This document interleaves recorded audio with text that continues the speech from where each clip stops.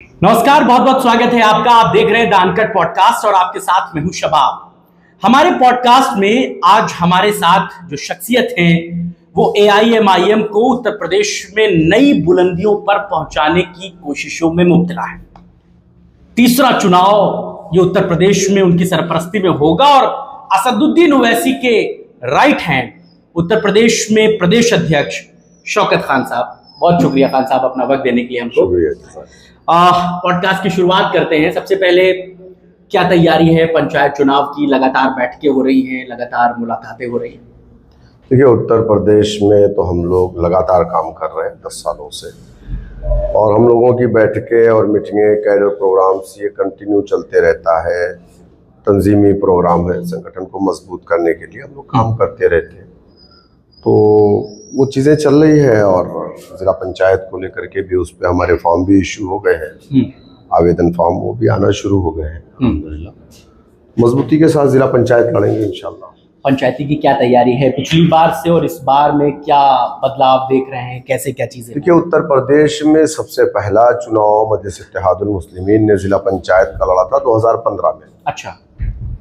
उस वक्त मुलायम सिंह यादव आजमगढ़ के लोकसभा के सांसद थे। ये किस साल की बात हो? 2015 में। 2015 में, ठीक है। तो सबसे पहला इलेक्शन एमआईएम ने वहां से लड़ा था और सुरक्षित सीट पे लड़े थे हम। अच्छा। कुछ चुनिंदा सीटों पर हम इलेक्शन लड़े थे। तो हमारा जो खाता खुला वो आजमगढ़ से ही खुला था, जिसमें कैलाश कुमार गौतम जो एक दलित था जी जी, वो जीत करके आया। और पहली जीत हम लोगों के जीत की जो शुरुआत हुई है जी, वो वहां से हुई है। 2021 में फिर जो दोबारा चुनाव हुआ है जिला पंचायत का, तो उसमें भी हम लोग लगभग 24 सीट जीत करके आए थे। तो अल्लाह का शुक्र है कि हम तो हर दिन आगे बढ़ रहे हैं। चूंकि पंचायत चुनाव एक लिटमस टेस्ट होगा आपके लिए भी, इसके बाद विधानसभा चुनाव में जाना है। बड़ी मार्किंग होगी, बड़ी आपके लिए अगर कहें कि हाफ-ईयरली एग्जाम है, क्योंकि इसके बाद फाइनल में उतरना है। नहीं, बिल्कुल, ये तो एक तरीके का ट्रायल मैच है जी। और मजलिस इत्तेहादुल मुस्लिमीन किसी भी इलेक्शन को हल्के में नहीं लेती। हाँ। हम बहुत संजीदगी से कोई भी चुनाव को लड़ते हैं। हमारे साथ एक प्रॉब्लम है, हमारे पास थोड़ा वसाइल की कमी है, रिसोर्सेज हमारे पास कम है। मजलिस इत्तेहादुल मुस्लिमीन के जो वर्कर्स हैं, इनके चंदे से पार्टी चल रही है। हमारे पास कोई धन्ना सेठ नहीं है। दूसरी पार्टियों को तो आपने देखा होगा कि 1000 करोड़, 500 करोड़, 600 करोड़, 200 करोड़ चंदे आते हैं, लेकिन हमारे पास थोड़ा सा दिक्कत है। इसलिए हम लोगों की स्पीड थोड़ा स्लो रहती है। अच्छा। क्योंकि हम लोगों को गाड़ी चलाने के लिए तेल का भी इंतजाम करना पड़ता है। तो कोई धन्ना सेठ मिल नहीं पाया या अभी आ नहीं पाया? नहीं, बोलते हैं ना कि जो गाय दूध ज्यादा देती है ना, उसको चारा भी ज्यादा मिलता है। हाँ। तो अभी हमारी गाय चूंकि प्रेग्नेंट भी नहीं है। अच्छा। तो इसलिए अब कोई चारा डालने के लिए नहीं आता। हाँ। लेकिन इंशाल्लाह आने वाले कल में अल्लाह की इजाज़त से हमें उम्मीद है, हाँ। मायूस नहीं है। हाँ। उम्मीद है कि इंशाल्लाह हम आगे हम भी खाता खोलेंगे। उत्तर प्रदेश की विधानसभा में हमारे एमएलए जीत करके जाएंगे। पिछली बार का जो विधानसभा का एक्सपीरियंस रहा है, उस एक्सपीरियंस में सबसे बड़ी बात थी उत्तर प्रदेश में गठबंधन। जी। क्या इस बार भी गठबंधन की कोशिशें रहेंगी, जहां पहले चाह रहे थे वहां तक? देखिए, पिछली बार हम लोगों ने हर मुमकिन प्रयास किया था। हमने समाजवादी पार्टी, बहुजन समाज पार्टी के उस समय के राज्यसभा के सांसद थे अशोक सिद्धार्थ। अच्छा, अशोक सिद्धार्थ साहब। मेरी उनकी 2 मीटिंग हुई और मायावती जी के कहने पर मीटिंग हुई। उन्होंने कहा कि भाई आप प्रदेश के उनके जो मुखिया हैं उनसे मिलिए। हमारी लगभग 2 घंटे वार्ता हुई, बैठे हम लोग, सारे मुद्दों पे बात हुई। तो मैंने कहा देखिए, हम और आप पीड़ित हैं, अगर 20-20 इकट्ठा होते हैं तो 40% होते हैं। कहीं ना कहीं आपका वोटर भी आपसे खिसक रहा है। और हमारे लोग इस इंतजार में है कि एमआईएम पार्टी का जिस दिन अलायंस होता है उस दिन मुसलमान समाजवादी पार्टी को छोड़ देगा। ये मेरा चैलेंज है। मुसलमान समाजवादी पार्टी को इसलिए वोट नहीं देता कि समाजवादी पार्टी से हमको कुछ फायदा होगा या हमारे समाज को कुछ फायदा होगा। मुसलमान समाजवादी पार्टी को वोट सिर्फ बीजेपी को हराने के लिए देता है।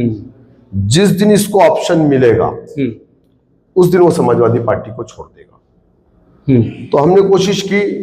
उसके बाद फिर हमने ये अभी जो नए नेता आए हैं चंद्रशेखर जी, अच्छा, हाँ, इनसे भी हम लोगों की बात हुई, मुलाकात हुई विधानसभा चुनाव के दौरान। जी जी जी। हमारे कायद, हमारे राष्ट्रीय अध्यक्ष जी से भी इनकी मीटिंग हुई अशोका रोड 34 नंबर पे।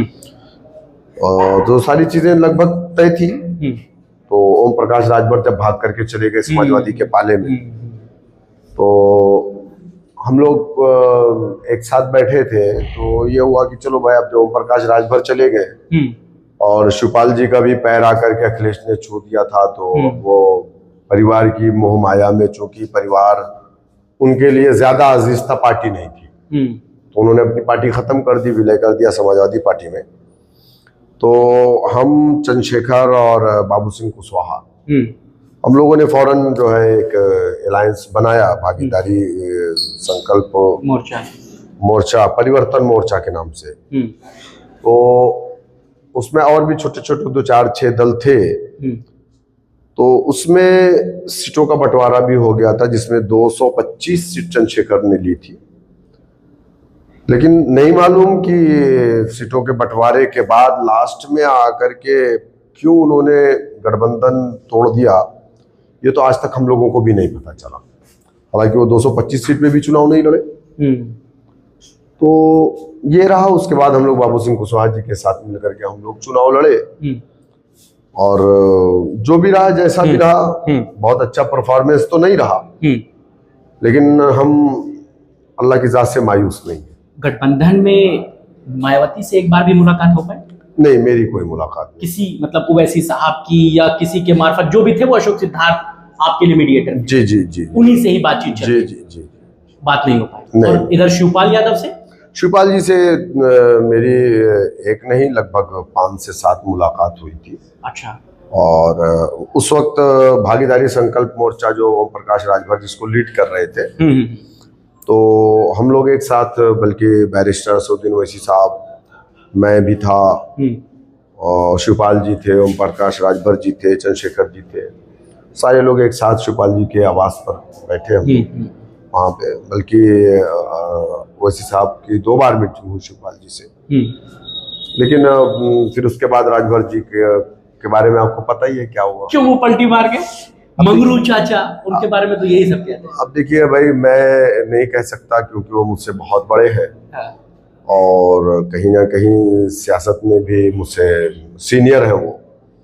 तो मेरी तहजीब इस बात को अलाउ नहीं करती कि मैं उनको किसी और नाम से बुलाऊं। हाँ। जी नहीं, लेकिन आपको लगता है कि वो जो बात आप शिवपाल यादव के लिए कह रहे हैं कि परिवार उनके लिए प्रायोरिटी पर था पार्टी के कंपैरिजन में, ओम प्रकाश राजभर के लिए भी सत्ता ज्यादा जरूरी थी? उनको गठबंधन किससे हो रहा है कोई फर्क नहीं पड़ता, कोई आइडियोलॉजी नहीं, कोई राजनीतिक सोच नहीं, जहां से सत्ता का दरवाजा दिखे ओम प्रकाश राजभर वहां नमस्ते करते खड़े दिखे? देखिए, ओम प्रकाश राजभर जी, इस बात से कोई इनकार नहीं कर सकता कि वो बहुत ही चालाक पॉलिटिशियन है। हाँ, इस बात से आप इनकार नहीं कर सकते। चालाक है कि मतलब परस्त? 17 साल पार्टी बना करके हो गया था उनको। हाँ। कोई कामयाबी नहीं मिली, और 10 साल तक वो अफजाल अंसारी की कौमी एकता दल के साथ भी रहे। जी जी। तो 17 साल बाद जब बीजेपी से उनका गठबंधन हुआ, तो 4 सीटें वो जीत करके आए और कैबिनेट मिनिस्टर बने। उसके बाद उनके अपने क्या अंदरूनी मामलात थे, उसमें बिगाड़ पैदा हुआ। बाद में वो फिर हमारे साथ आए। उसके बाद ये कहा जाएगा कि हो सकता है कि हमारा फायदा उन्होंने उठाया। शिवपाल को, इनको, अखिलेश जी को खतरा महसूस हुआ। अब मुझे नहीं मालूम कि कौन सी संजीवनी उनको दिखाया या सुंघाया या पिलाया कि फिर वो मऊ में जा करके दोनों ने निकाह कर लिया। अखिलेश जी से इस दौरान कभी मुलाकात हुई? आप लोग जब अप्रोच कर रहे थे वहां पर उनसे गठबंधन के लिए? नहीं, मेरी अखिलेश जी से ना कोई मुलाकात है, ना मेरी अखिलेश जी से कभी कोई बात है। मेरी कोई मुलाकात और कोई बात नहीं। तो कौन कर रहा था उसमें गठबंधन के लिए आपसे कौन बात? कुछ हमारे उलमा थे जो दारुस्सलाम हैदराबाद गए हुए थे। अच्छा अच्छा अच्छा। ये हमारे राष्ट्रीय अध्यक्ष जी ने हमको बताया। हाँ। तो हमारे ऊपर एक दबाव प्रेशर बनाने की कोशिश की गई। उनको भेजा गया था कि आप उत्तर प्रदेश में चुनाव मत लड़िए, सीधा सीधा यही कहा गया था। तो हमारे राष्ट्रीय अध्यक्ष जी ने कहा कि भाई हमारी यूनिट वहां पर 5 सालों से काम कर रही है, हम चुनाव क्यों ना लड़े। तो बोले नहीं नहीं, वहां पे वो बीजेपी को रोकना है और अखिलेश जी की सरकार आ रही है, ये या तो आप गठबंधन करके लड़े। तो इस हिसाब ने कहा कि आप बात कर लीजिए, मैं तैयार हूँ। कितनी सीटें चाहिए? बोले आप तय कर दीजिए, 5 दे देंगे 5 पे तैयार है, 10 दे देंगे 10 पे तैयार है। लेकिन चूंकि जो बात आज आरजेडी कह रही है, यही बात उन्होंने भी शायद जवाब दिया हो हमारे उन उलमा का, लेकिन हमारे उलमा पलट करके हमको कुछ नहीं जवाब दिया। लगता है कि पिछली बार 100 सीटों पे आपने चुनाव लड़ा था विधानसभा में, 99 पे आपकी जमानत जब्त हुई। सिर्फ इकलौती सीट आजमगढ़ की मुबारकपुर गुड्डू जमाली वाली, जहां पर आपको ठीक ठाक वोट मिल पाया था। आपने चुनाव लड़ भी लिया भाई, उधर से कोई हाँ ना नहीं आया, आपने खुद लड़ा, लेकिन परफॉर्मेंस तो तब भी नहीं रही। देखिए, हम 100 सीटों पे चुनाव नहीं लड़े थे, हम 95 सीटों पे चुनाव लड़े थे। अच्छा जी, हमारे कुछ पर्चे रिजेक्ट हो गए थे। हमने अनाउंस किया था कि हम 100 सीटों पे चुनाव लड़ेंगे जी, और 94 सीटों पर हमारी जमानत जब्त हुई जी। एक सीट पर हमारी जमानत बची, आजमगढ़ की मुबारकपुर की जी। लेकिन हम तब भी मायूस नहीं है। कहते हैं ना कि गिरते हैं सहसवार भी मैदान जंग में, वो तिफल क्या गिरेगा जो घुटने के बल चले। तो हमें इस बात का कोई जमानत जब्त का मतलब, बहुत बड़े नेताओं की हुई, बहुत बड़े बड़े लीडर चुनाव हारे भी हैं। 1984 में बीजेपी के पास 2 MP थे, जमानतें जब्त हुआ करती थी। अटल बिहारी वाजपेयी चुनाव हार गए, इंदिरा गांधी चुनाव हार गई, राजीव गांधी चुनाव हार गए। तो ये सियासत है। मगर इस बार तो गुड्डू जमाली भी आपके साथ नहीं, वो तो सपा के MLC हो गए। चलिए, हमारी वजह से कम उनको कुछ तो मिला। उनका रेट बढ़ गया, आपने बढ़ा दिया तो हम मुसलमानों का रेट तो कम से कम हमने बढ़ाया, उसके बाद भी फिर हम लोगों को इल्जाम क्यों देते हैं। गुड्डू जमाली से इसके बाद बात नहीं हुई कभी आपकी? नहीं, हमारे जिले के रहने वाले अच्छे आदमी है। आजमगढ़ पब्लिक स्कूल के नाम से उनका एक बेहतरीन स्कूल चलता है, जहाँ पे नीट की भी वहाँ पे शिक्षा दी जाती है। बहुत सारे बच्चे उनके आए भी नीट क्वालिफाई करके।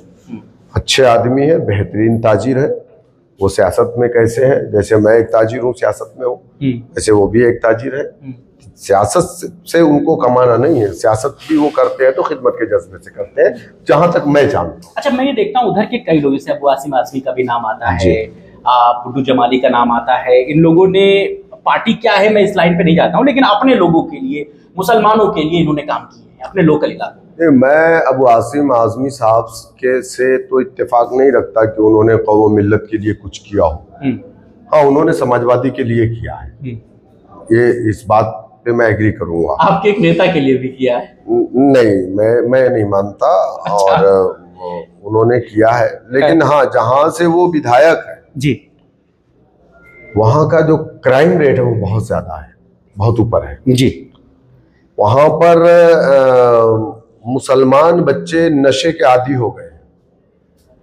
वो आसिम आजमी साहब इस बार बड़ी मुश्किल से चुनाव जीते, गोंडी वाला MIM ने उनको बहुत टफ फाइट दिया था। और एक दुबला पतला कमजोर नॉन पॉलिटिकल आदमी कोचिंग क्लासेस चलाता है, अतीक सर, उसने उनको टफ फाइट दिया था।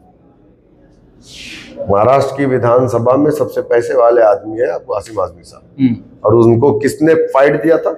अतीक ने, जो एक साधारण सा आदमी है, कोचिंग क्लास चलाता है, कभी पॉलिटिक्स में नहीं रहा। और मुद्दा क्या था? गोंडी के अंदर नशा, चोरी, पॉकेटमारी, ये सब सारी चीजें आम है, आज भी है। गरीब मुसलमान जहां हो जाता है वहां पे ये सारी चीजें आपको, ये जिम्मेदारी किसकी? ये तो लखनऊ में भी मैं देखता हूँ, जहां पर पॉपुलेशन मुसलमानों की अकलियत में है, अक्सरियत में नहीं, अकलियत में है। उन इलाकों में मुसलमान गरीब है इन सारी चीजों में। अब आप सही मुद्दे पर आप आए हैं। मजलिस इत्तेहादुल मुस्लिमीन का उत्तर प्रदेश में आने का सबब ही यही है। मुसलमानों के साथ जो नाइंसाफियां हो रही है उसी नाइंसाफी के खात्मे के लिए, उसी नाइंसाफी के खिलाफ हम उत्तर प्रदेश में आए। अगर मैं पश्चिम की विधानसभा में समाजवादी के एमएलए अरमान खान के खिलाफ मोर्चा खोलता हूं, तो अरमान खान के लोग जो मुसलमान हैं वो ये कहेंगे कि ये देखो आ गया अरमान भाई को हराने के लिए, बीजेपी को जिताने के लिए। ये उसका जवाब होगा, जो बैठ करके चट्टी चौराहे पर इस तरीके की बात करेगा। लेकिन वो ये कभी चट्टी चौराहे पे बैठ करके बात नहीं करेंगे कि अरमान खान ने पश्चिम विधानसभा के अंदर 3 सालों में कुछ नहीं किया। परसों देर रात ज्यादा बारिश हो गई थी, इतने इतने पानी थे। आप आगे बढ़िए, देख लीजिए, अगर गंदगी का भंडार है पश्चिम विधानसभा में, सड़कें खुली है, नालियां ऊपर से बह रही है, कोई मोहल्ला क्लिनिक नहीं है, कोई दवा का इंतजाम नहीं है, कोई कोचिंग सेंटर नहीं है। बड़े बड़े वादे समाजवादी ने किया मुसलमानों से, जो मैं कह रहा हूं ये सब। मगर आपको लगता है कि जिन सीटों पर आप लड़े, 95 सीटों पर, 94 पर जमानत जब्त हुई, ये सारी बातें आप पब्लिक तक कन्वे कर रहे थे कि हम मुसलमानों की रहनुमाई कर रहे हैं, हम बहुत बड़ी बड़ी आपके लिए बेहतर चीजें लेके आएंगे, उसका इम्पैक्ट नहीं हो पा रहा है या लोगों तक वो बात पहुंच नहीं पा रही? हमने कभी मुसलमानों से ये नहीं कहा कि हम तुमको चांद और तारे तोड़ करके लाएंगे। हमने तो मुसलमानों से यही कहा कि तुमको लीडर बनना है। जिस तरीके से काशीराम ने अपने समाज के लोगों से कहा था कि अगर तुम इंसाफ चाहते हो तो किसी के दरवाजे पे जाकर के भीख मांगने से तुम्हें इंसाफ नहीं मिलेगा। हिंदुस्तान की पार्लियामेंट में बैठा जो दलित है, कांग्रेसी दलित है, वो कांग्रेसी दलित तुम्हारे लिए इंसाफ की बात नहीं करेगा, क्योंकि वो तुम्हारा नहीं बल्कि कांग्रेस पार्टी का नुमाइंदा है। तो हम तो वही बात कह रहे हैं कि भैया आप नेता बनो ना। 75 साल हो गया है, सेकुलरिज्म की गठरी को अपने कंधों पर लेकर के आप दौड़ रहे हो। पार्लियामेंट का इलेक्शन आता है, विधानसभा का इलेक्शन आता है, हर कोई यहाँ वहां, कोई बीजेपी को वोट करता, कोई इसको करता। मुसलमान एक ऐसा समाज है शबाब भाई हिंदुस्तान में जिसके बारे में हर समाज, हर बच्चा ये जानता है, हर समाज का, कि ये समाज बीजेपी को वोट नहीं करता। ये तो फैक्ट है। सपा को करता है, बसपा को करता है, कांग्रेस को करता है, राजभर को करता है, निषाद पार्टी को। बीजेपी को कभी ये समाज वोट नहीं करता। और किसी दूसरे समाज के बारे में आप ये बात नहीं कह सकते। हर समाज का अपना लीडर। ये सबसे बड़ा नुकसान हुआ है मुसलमानों का, इस बात को डिस्क्लोज करके। और इसको डिस्क्लोज किसने किया है? सेकुलर पार्टियों ने किया है। यही वजह है कि बीजेपी जब सत्ता में आती है तो मुसलमानों के साथ जुल्म, ज्यादती, नाइंसाफी में इजाफा हो जाता है।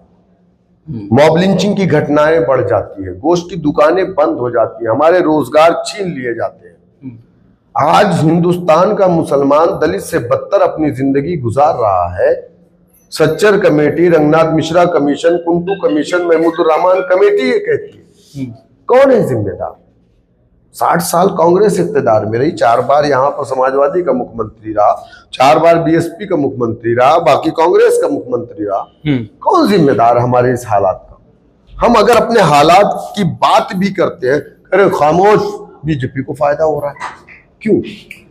आपकी बात से जुड़ती हुई एक बात संजय निषाद कह रहे थे एक दिन। वो कहते हैं कि मुलायम सिंह यादव यादवों के नेता बने, उन्होंने यादवों का भला कर दिया।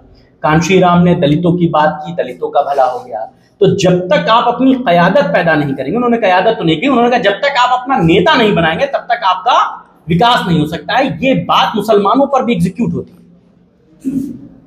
बिल्कुल, जमहूरियत की सबसे बड़ी खूबसूरती यही है। हिंदुस्तान में इलेक्शन कमीशन ऑफ इंडिया में भारत की लगभग 2500 पार्टियां रजिस्टर्ड हैं, पॉलिटिकल पार्टी। अब ये पॉलिटिकल पार्टी अगर ईसीआई में रजिस्टर्ड है तो क्यों है? जिसको भांगड़ा करने के लिए, या सर्कस लगाने के लिए, या नाच गाना दिखाने के लिए। इलेक्शन में पार्टिसिपेट करने के लिए है, जिससे हमारा लोकतंत्र और मजबूत हो। आम आदमी पार्टी बिहार में चुनाव लड़ेगी सभी सीटों पर, आम आदमी पार्टी हरियाणा में चुनाव लड़ेगी सभी सीटों पर, आम आदमी पार्टी कर्नाटका में चुनाव लड़ेगी सभी सीटों पर, तेलंगाना में लड़ेगी सभी सीटों पर, आंध्रा में लड़ेगी सभी सीटों पर, अकेले चुनाव लड़ेगी। लेकिन आम आदमी पार्टी पर सवालिया निशान नहीं है। क्यों? अरे भैया, एक समाज तो ऑलरेडी फेमस है इस बात को लेकर के, अरे साला ये समाज तो बीजेपी को वोट ही नहीं करता, कहते हैं लोग ना। उसका नुकसान भी आप ही ने कहा कि उठाते हैं। उसके बाद ये समाज जिस दिन खड़ा होता है कहता है नहीं मुझे नेता बनना है, मैं नेता हूं, मैं मेरे समाज की लड़ाई लड़ूंगा, तो कहते हैं अरे साला ये तो बीजेपी का बी टीम है। अगर हम बैठ गए बोले नहीं हम नेता नहीं, तुम नेता हो हम तुमको वोट डालेंगे, बोलेंगे नहीं बीजेपी को कभी वोट नहीं करेगा। तो ये दोहरी मानसिकता, मुंह में डबल जबान क्यों है?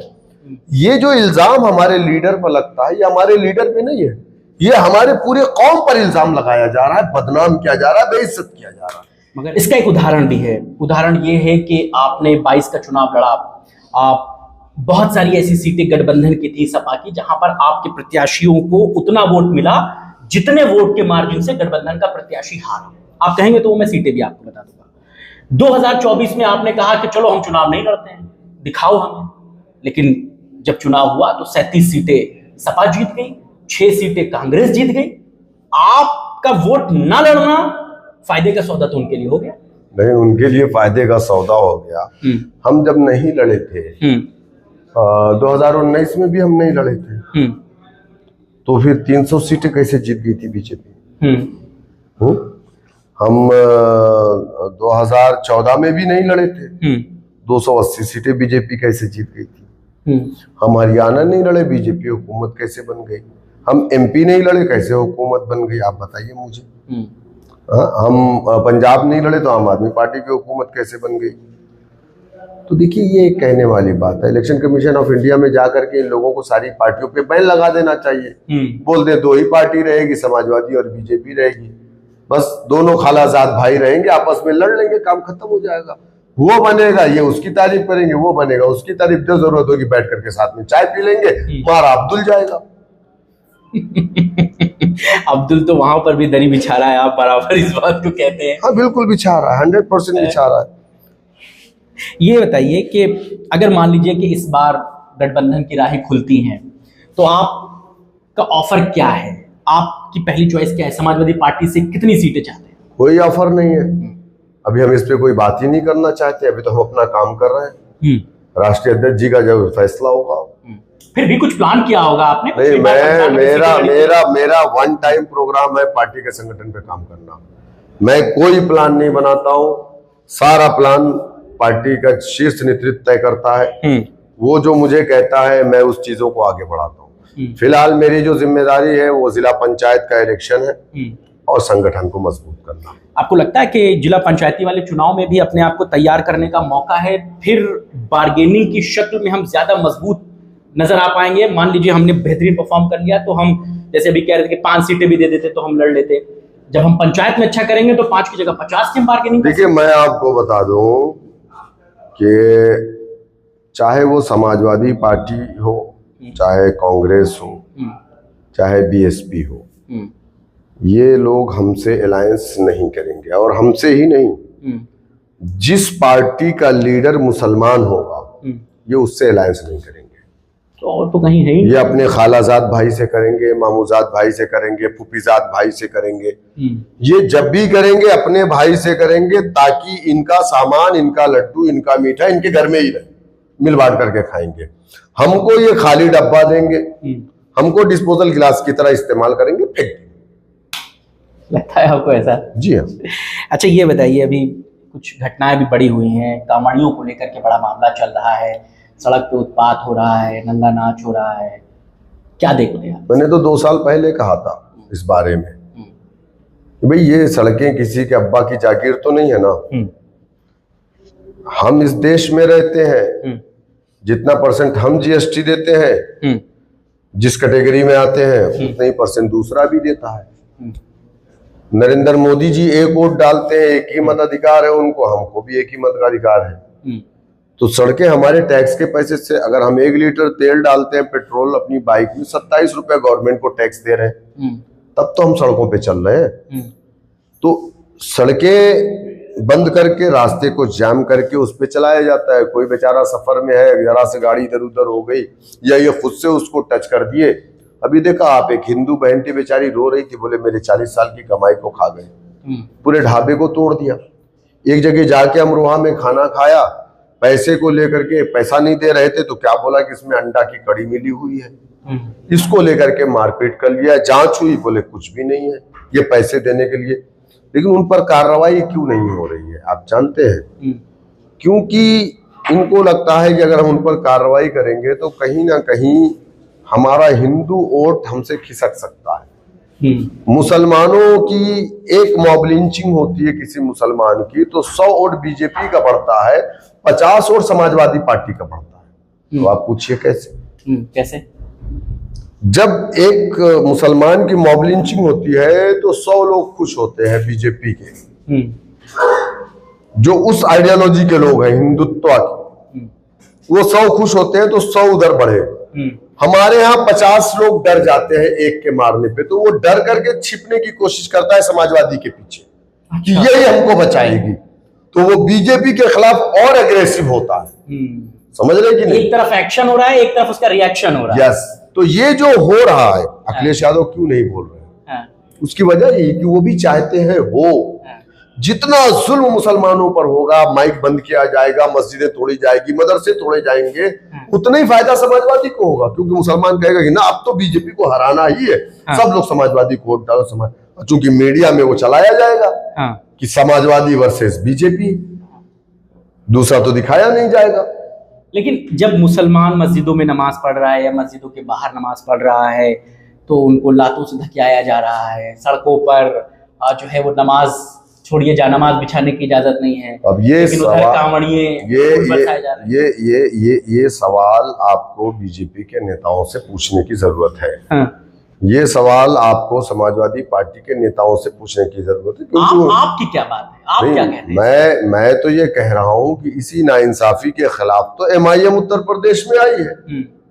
इसी नाइंसाफी के खिलाफ 24 घंटे कीर्तन होता है, ऊपर माइक लगा करके पूरी रात बजता है, लेकिन आज तक कोई मुसलमान जाकर के पुलिस स्टेशन में कंप्लेन नहीं किया, जबकि 10 बजे के बाद सुप्रीम कोर्ट की गाइडलाइन है नहीं बजना चाहिए।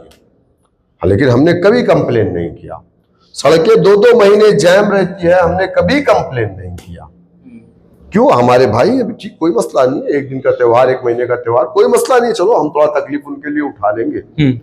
लेकिन हमें दिल्ली की सड़कों पे मारा गया, मेरठ के अंदर जहां पर कांवड़ियों ने उत्पात मचाया, उसी मेरठ में वहां के कप्तान ने कहा कि हम अगर कोई भी रोड पे ईद की नमाज पढ़ता हुआ पाया गया तो उसका पासपोर्ट और उसका लाइसेंस दोनों रद्द कर दिया जाएगा। वो तो संभल वाले CO भी तो थे, चौधरी साहब। भाई देखिए, ये सरकारी गुंडे हैं, ये सरकारी गुंडे हैं। जिसकी सरकार आती है ये उसी हिसाब से नाचते हैं। इनकी भर्ती तो सपा में हुई थी। ऑटो खान साहब का वीडियो आपको अगर याद हो? अरे भाई, वसीम रिजवी भी तो समाजवादी पार्टी का था, जो अब त्यागी है। आज भी समाजवादी पार्टी का मेंबर है, उसने ना इस्तीफा दिया ना समाजवादी ने उसको निकाला। वो भी तो है जिसने हमारे आका की शान में गुस्ताखियां नहीं बल्कि ऐसी किताबें लिखी है। लेकिन समाजवादी पार्टी नहीं बोलती। चंद्रशेखर रावण भी मुसलमानों को लेकर के बड़ा फोकस्ड हैं। अभी कुछ दिनों पहले लखनऊ में एक बड़ा कार्यक्रम उन्होंने किया। 14 जून को हमारा प्रोग्राम गांधी भवन में था, जिसमें हमारी उम्मीद से ज्यादा लोग आ गए थे, हालांकि मना किया गया था। एक जिले से हमने सिर्फ 50 लोगों को कॉल की थी, क्योंकि स्ट्रेंथ उसकी कम है। बाहर भी हमने 1000 चेयर लगाई थी, फिर भी अल्हम्दुलिल्लाह उसमें लगभग 3000 प्लस लोग आ गए थे। उस प्रोग्राम के फौरन बाद 16 तारीख को अल्पसंख्यक की मीटिंग अखिलेश जी ने बुला ली और फौरन ये भाई साहब आकर के यहाँ मुस्लिम संवाद शुरू कर दिए। चंद्रशेखर रावण से आप उम्मीद उतनी ही कर सकते हैं जितनी उम्मीद आपको बीजेपी से है। मतलब मुसलमानों को जितनी उम्मीद बीजेपी से है कि बीजेपी हमारे लिए कुछ करेगी, या समाजवादी से है, या पूर्व की सरकारों से, तो उतनी ही उम्मीद आप उनसे भी कर सकते हैं। ऐसे जब तक बहन जी जिंदा है, जब तक मैं नहीं मानता कि आजाद समाज पार्टी उत्तर प्रदेश में कामयाब हो पाएगी। आजम खान साहब के बारे में क्या सोचते हैं? पीड़ित है, पीड़ित है। जो भी मामला चल रहा है, उनकी पत्नी तंजीम फातिमा जी गई थी, उनसे पत्रकारों ने पूछा कि सपा से क्या उम्मीद है, अखिलेश जी से क्या उम्मीद है, तो उन्होंने कहा कि मुझे सिर्फ अल्लाह से उम्मीद है, बाकी किसी से कोई उम्मीद नहीं। हाँ बिल्कुल कहा था उन्होंने, कहा था। अब हम क्या कर सकते हैं उनके लिए। अब वो समाजवादी पार्टी के आज भी तो मेंबर है ही हैं, उनका पूरा परिवार मेंबर है, उनका बेटा है वो अब्दुल्ला आजम, वो भी बाहर है, वो भी मेंबर है। इनसे नहीं मुलाकात हो रही है? नहीं, मेरी कोई मुलाकात नहीं। चाहते हैं खान साहब आ जाएं या मुलाकात हो? नहीं, अभी अब तक हम तक कोई ऐसा मैसेज नहीं है खान साहब का। कोई खबरें तो बहुत चल रही हैं कि वो बसपा जा सकते हैं। चंद्रशेखर जी भी हरदोई जेल मिलने गए थे, सीतापुर जेल मिलने गए थे, वो चाह रहे हैं कि उनके साथ आ जाए। आप क्यों नहीं प्रयास कर रहे हैं आपके साथ भी आ जाए? मुसलमान हैं, आप भी टोपी वाले। 2022 में हमने पूरा प्रयास कर लिया, कोई ऐसा नेता नहीं बचा था जिसके दरवाजे को हमने नहीं खटखटाया था। हाँ। लेकिन हमें कोई रिस्पांस नहीं मिला और लोगों ने कहा कि अभी आप काम करिए, बाद में बताएंगे। एक पूरब के नेता हैं ब्रजभूषण शरण सिंह, आजकल वो अखिलेश यादव की बड़ी तारीफ कर रहे हैं। भाजपा से सांसद रहे हैं, उनके बेटे भाजपा से सांसद हैं, विधायक हैं भाजपा से। ब्रजभूषण की मोहब्बत को कैसे देखते हैं? बाबरी मस्जिद को तोड़ने में उनका भी हाथ था। हाँ, इसी के बाद तो वो हिंदुत्ववादी नेता हो गए। एक्यूज भी है, बाबरी मस्जिद के रहे हैं वो, उनके ऊपर मुकदमा भी चला है। हाँ। फावड़े कुदाल का इंतजाम उन्होंने किया था। हाँ। वो सारी चीजें मैं ब्रजभूषण के ऊपर जो है और भी कुछ केसेस थे। हाँ। वो क्या नाम है आपका, वो पहलवानों वाला जो मामला था। मैं ब्रजभूषण हो या उनके बेटे हो या अखिलेश हो या योगी हो, मैं इन लोगों में कोई फर्क नहीं समझता। अच्छा। हाँ, सब एक दूसरे के, मैंने कहा ना, खालाजात, मामूजात, चचाजात भाई है। अच्छा, ये जो अखिलेश जी एक बीजेपी पे एलिगेशन लगाते हैं कि दिल्ली और यूपी में पट नहीं रही है, इंजन टकरा रहे हैं। केशव प्रसाद मौर्य को लेकर की खबर चल रही है कि उन्हें प्रदेश अध्यक्ष या राष्ट्रीय अध्यक्ष बनाया जा सकता है।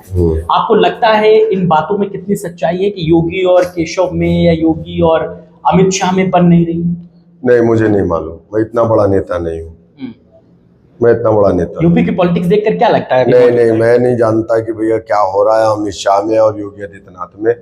चूंकि हम तो ऐसे ही बदनाम जमाना है कि हम बीजेपी की बी टीम है, तो मैं क्या जानूं वहाँ क्या चल रहा है। मैं थोड़ी जाता हूँ। हो सकता है कि अखिलेश जी से मुलाकात चुपके होती हो अमित शाह जी से, हो सकता है, तो जानते होंगे वो, मुझे नहीं मालूम। अच्छा, आपको लगता है कि बीजेपी अगर योगी आदित्यनाथ के चेहरे पर 27 का चुनाव लड़ेगी तो जो 2 बार की सरकार है उसे फायदा मिलेगा, या आप कैसे देखते हैं? देखिए, बीजेपी को सत्ता से हटाना बहुत मुश्किल है, क्योंकि बीजेपी का जो कैडर है बहुत मजबूत है और बीजेपी के पास रिसोर्सेज भी है। बीजेपी का अकेले मुकाबला करना या समाजवादी कांग्रेस मिलकर के भी बीजेपी को नहीं रोक पाएगी उत्तर प्रदेश में, इतना मैं आपको बता दूं। 2022 में भी हम लोग ये बात कहते थे कि बीजेपी को नहीं रोक पाएंगे ये लोग, और मैं 27 में भी यही बात, क्योंकि मुझसे ज्यादा कोई पार्टी का प्रदेश अध्यक्ष ग्राउंड पे नहीं चलता है। कोई भी पार्टी का प्रदेश अध्यक्ष नहीं चलता है ग्राउंड पे, और मैं गांव से मेरा ताल्लुक है, शहर में भी मैं रहता हूँ, तो मुझे नहीं लगता है कि ये लोग बीजेपी को रोक पाएंगे, अभी फिलहाल तो नहीं। अच्छा, अब हम लोग अपने इस एपिसोड के लास्ट सेगमेंट में आए हैं। हम कुछ नेताओं के नाम लेंगे, आपको उन पर एक बहुत संक्षेप बात कहनी है। कोशिश करिएगा कि एक वर्ड में बात कहें। प्रधानमंत्री नरेंद्र मोदी, हिंदू हृदय सम्राट अमित शाह, चालाक पॉलिटिशियन, योगी आदित्यनाथ, बाबा, केशव प्रसाद मौर्य, चालाक पॉलिटिशियन है, ब्रजेश पाठक, अच्छे आदमी है गलत जगह, अखिलेश यादव, बेवकूफ बनाने में एक्सपर्ट, मायावती, बड़ी नेता है देश की, ओम प्रकाश राजभर,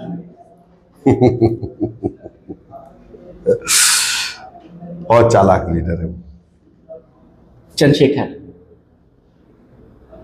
ईगो बहुत है, अनुप्रिया पटेल, नहीं बता सकता, स्वामी प्रसाद मौर्य, अच्छे नेता है, अपने समाज की लड़ाई लड़ रहे हैं, संजय निषाद, संजय निषाद अवसरवादी है, Asaduddin Owaisi, best parliamentarian of India. चलिए, बहुत शुक्रिया, बहुत अच्छा लगा आपसे बात करके। और इस पॉडकास्ट के अंत में आप हमारे चैनल को सब्सक्राइब करने के लिए हमारे दर्शकों से बोलिए, और फिर हम लोग इस पॉडकास्ट को खत्म करेंगे। मैं आप तमाम लोगों से अपील करूंगा कि शबाब भाई का जो चैनल है, क्या नाम से है? हमारा अनकट पॉडकास्ट, अनकट ब्रॉडकास्ट के नाम से इनका जो चैनल है, आप इसको सब्सक्राइब करिए और ज़्यादा से ज़्यादा आप जुड़िए, लाइक करिए और वो बेल आइकन को दबाइए। बहुत शुक्रिया, और अपना समय देने के लिए बहुत बहुत शुक्रिया। और आपको ये चर्चा हमारी कैसी लगी हमें जरूर बताइएगा। आपकी जो भी राय है आप हम तक कमेंट कीजिएगा।